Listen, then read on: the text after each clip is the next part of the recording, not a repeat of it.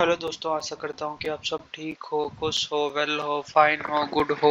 तो फिर हम इस वीडियो लेक्चर में खास करके अनपैच्ड ऑफिस वल्नरेबिलिटी एक्सपोजर्स डाटा के बारे में थोड़ा बहुत डिस्कस कर लेते हैं।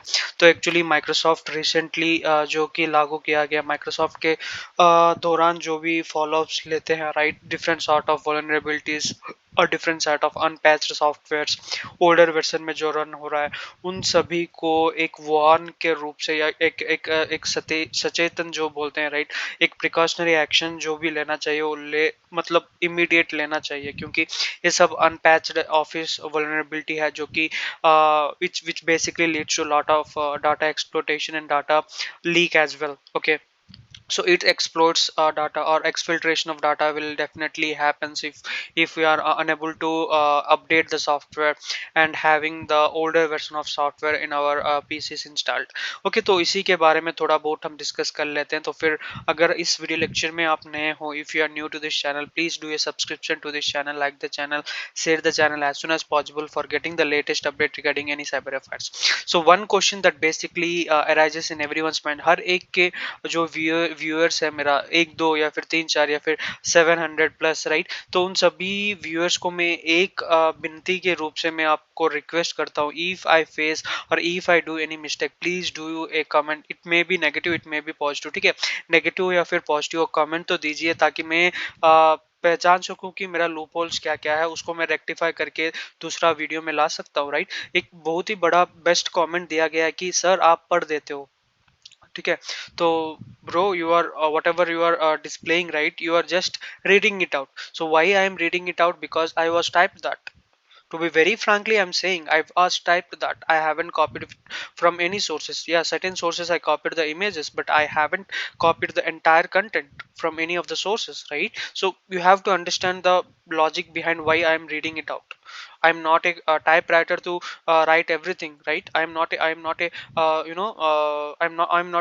intelligent person that I will fetch, I will fetch all the details and I will extract here and I will start writing. So that's basically arises in your questions, and I want to clear it out. Okay, so whatever written is written by with my own hands, okay, typed by my own keyboard.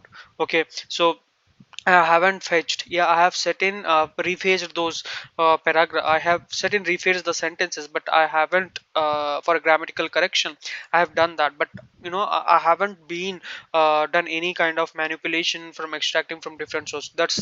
That's what I want to clear it out. Okay, so it is all about you know uh, what I can say. So it's all about, ठीक है, हर एक का different perspective होता है, हर एक mind में different सब कुछ चलता है, right.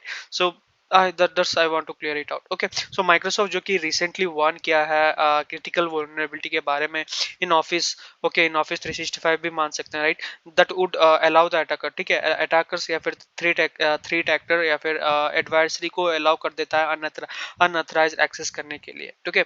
For a sensitive data, for IT professional must be act so quickly to address these threats and protect their systems from any kind of vulnerabilities. Understanding the vulnerabilities, कैसे हम understand कर सकते हैं certain sort of vulnerabilities को? Three phases में हम understand करते हैं। पहला है अफेक्टेड मल्टीपल, और we can say affected multiple office products. दूसरा है execution of arbitrary code, and तीसरा है data एक्सप्लोजर risk.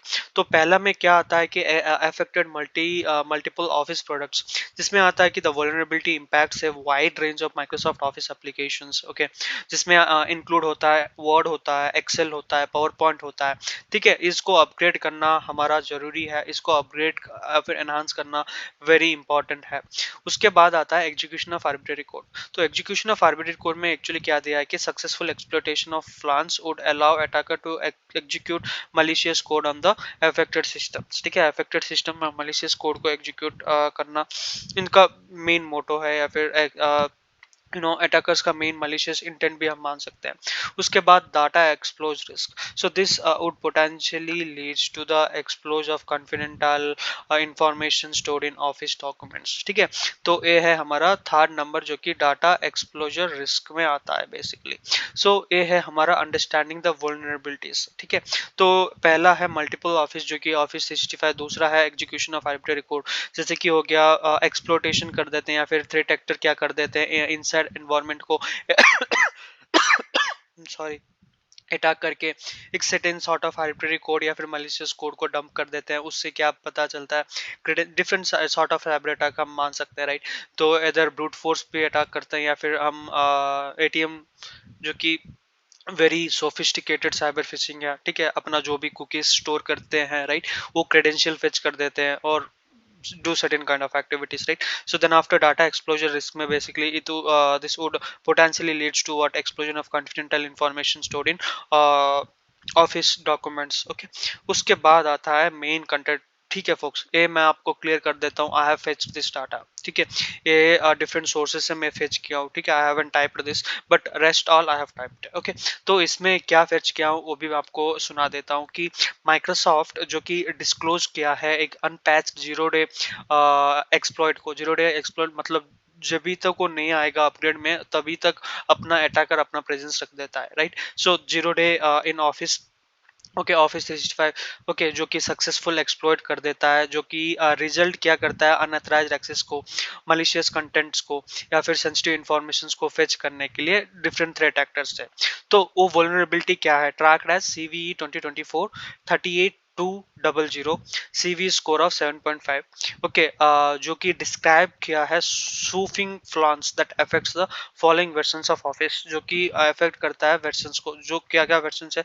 let me take my pen to explain you more detailedly.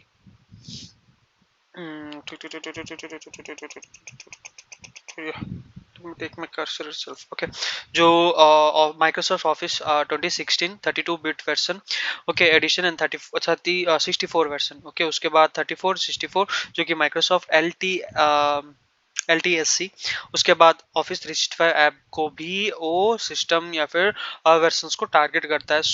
सूफिंग flounce, okay, spoofing, SPOOFI, spoofing, there are different sort of spoofing as well, folks, okay. So when we discuss about different sort of cyber attacks, there we actually come with spoofing kind of things, okay.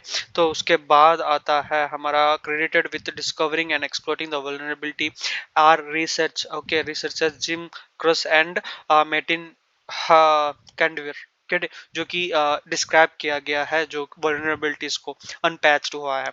उसके बाद जो content आता है focus इन ए web based scenario, ठीक है, एक scenario ले सकते हैं, राइट, वो कैसे एक्सप्लोइट हो सकता है, ए सीन ए वाला कैसे एक्सप्लोइट हो सकता है, वो एक डिस्क्राइब किया है कि इन ए वेब बेस्ड अटैक सिनारियो, ठीक है। वेब बेस्ड अटैक सिनारियो में क्या होता है कि an attacker would host a website, ठीक है, लेजिटिमेट वेबसाइट भी मान सकते हैं, राइट, impersonating वेबसाइट, ओके, और leveraging a compromised website that accept the host provide certain content, okay. So वो क्या कंटेंट करता है, स्पेशली क्राफ्ट फाइल्स जो कि डिजाइन किया गया है एक्सप्लोइट करने के लिए as per the Microsoft advice.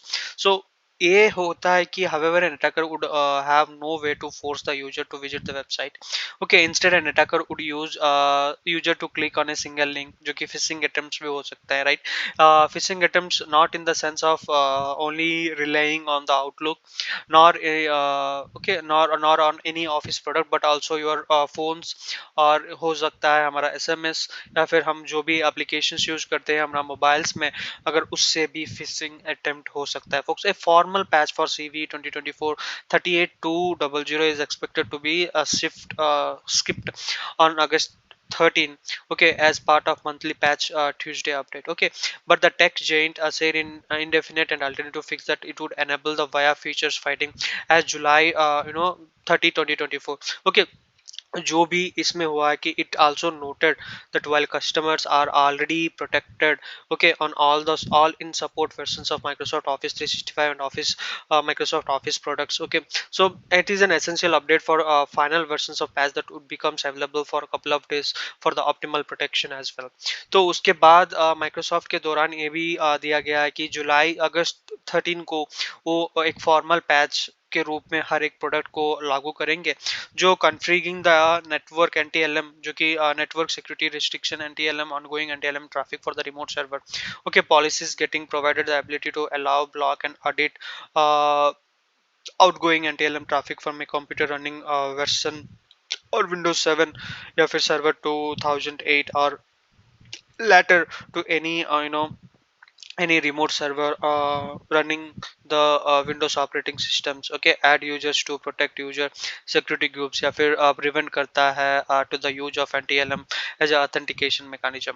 And also जो ब्लॉक करता है TCP 445 या फिर SMB outbound from the network by using perimeter firewall or local firewall, and widget and via VPN setting to prevent the sending of anti-LM authentication message to um, remote states. Okay, तो वो हमको basically server messaging block जो कि भी बोलते हैं, right, SMB.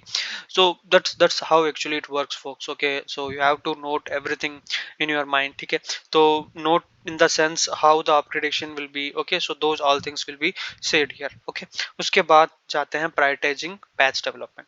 कैसे हम प्रायोरिटाइज कर सकते हैं एक certain sort of patch development को.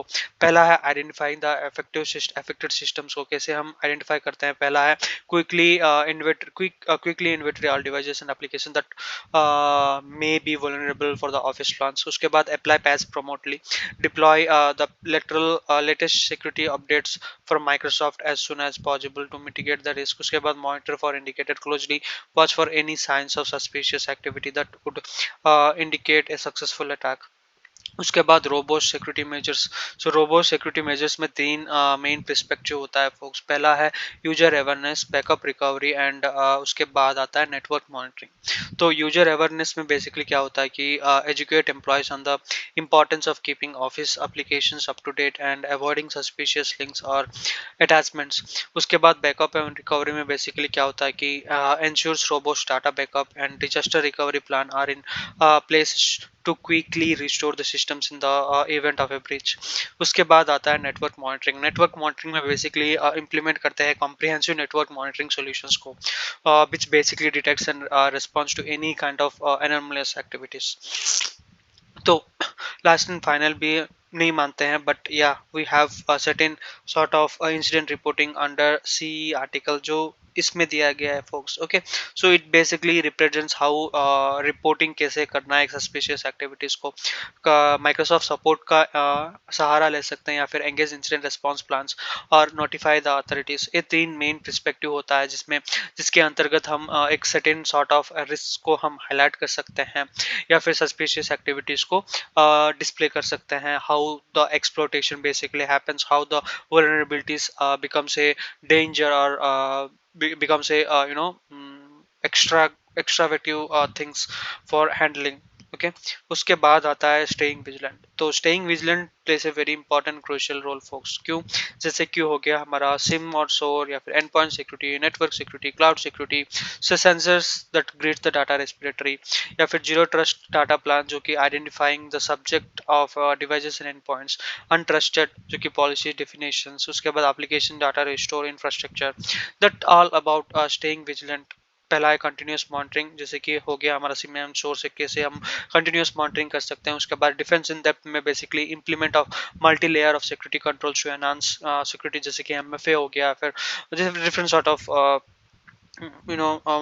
authorization to go into a certain environment.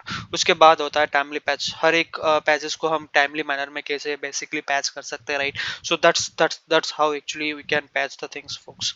उसके बाद प्रोटेक्टिंग सेंसिटिव डाटा. तो how we can protect our sensitive data. पहला है data classification, encryption and data accessibility and securing those handling. ठीक है, इन तीन handling strategies को हम बेसिकली इंप्लीमेंट करके हमारा डाटा, सेंसिटिव डाटा को हम बेसिकली प्रोटेक्ट कर सकते हैं, folks.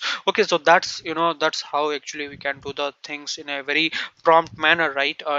Then after we have a data classification. Basically in data classification what happens is that, so data is been segmented in different portions, right. Criticality of data, confidentiality, integrity, publicly availability. Okay, so those all of data is been coagulated within itself and been merged within itself, and we will be publishing those data in the form of data classifications. Then after encryption and access control, so implementing wrong encryption and role based access control to limit the unauthorized access to critical data. That basically plays a very important crucial role, folks. Then after secure document handling, to establish a policies and procedure for the secure storage, transfer and disposal of sensitive information or office documents. Okay, collaborative response. So basically collaborative response में तीन basically आता है वो, stakeholder engagements, information sharing and continuous informant. तो इसमें basically जो भी stake holders होते हैं, राइट, उसको इंक्लूड करते हैं, फॉर्मली नोटिफाई करते हैं, right. So that's how actually the effort been taken place, okay, so in responding to the things. So till then, thanks for giving your precious time, folks. I will be ending the video itself for you. Thanks a lot for your time.